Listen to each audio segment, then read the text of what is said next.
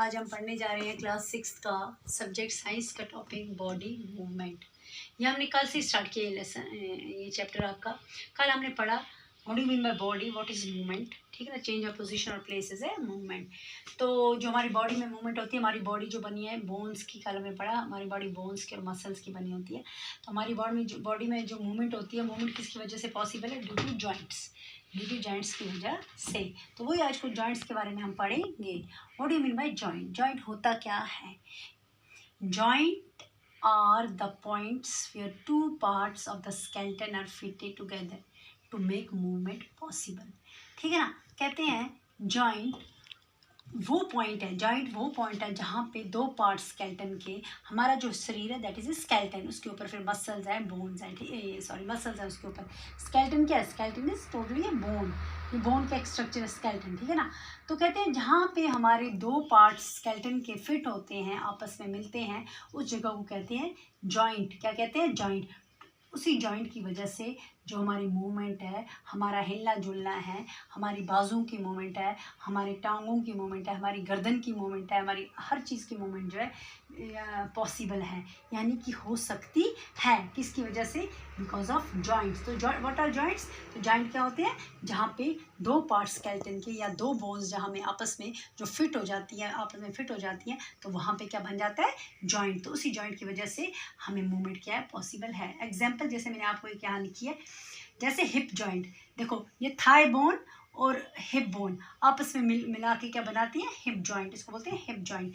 Elbow, यहाँ भी देखो, यहाँ पे मिली है हिप जॉइंट में कौन सी बोन्स मिली है? एक तो मिली है हिप की बोन, हिप, और साथ में थाई बोन यहाँ पे मिली है। इसी तरह एल्बो, एल्बो में भी देखो दो बोन्स, एक ऊपर वाला शोल्डर वाली और नीचे वाली, ठीक है ना। यहाँ पे भी एक जॉइंट है।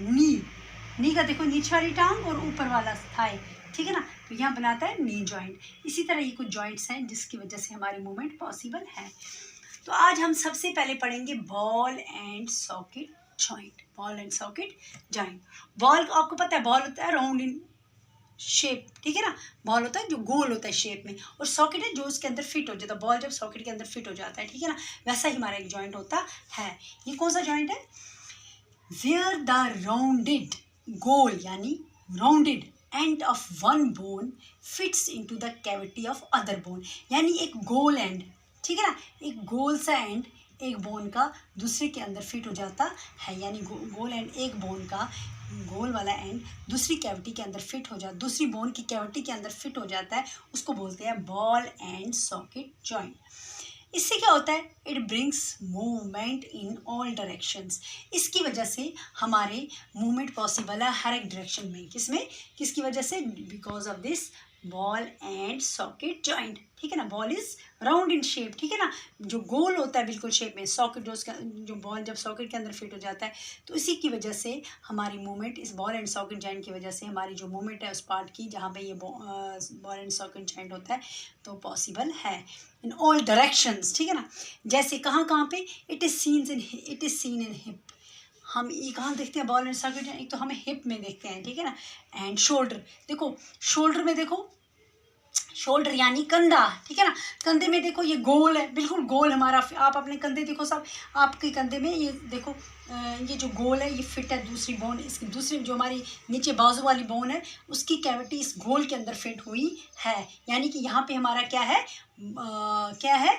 बॉल एंड सॉकेट जॉइंट लगा हुआ है। इसी तरह हिप, हम हिप का यहाँ पे हमारा गोल वाला जॉइंट है, ये इसमें हमारी थाई की जो बोन है वो फिट होती है। तो दिस इज क्या है? Ball and socket joint where rounded end of one bone fits into the cavity of other bone. समझ आई? ये का इसी की वजह से और इसी वजह से हम जो अपनी बाजू को कभी इधर भी हिला सकते हैं, कभी इधर भी हिला सकते हैं, हम टांग आगे भी कर सकते हैं, पीछे भी कर सकते हैं, because of this ball and socket joint.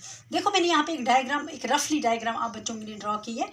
देखो ये वाली जो बोन है दैट इज, ये देखो ये वाला first, this thing, this is hip bone, this is hip bone, यानी कि हिप की बोन है, ठीक है ना।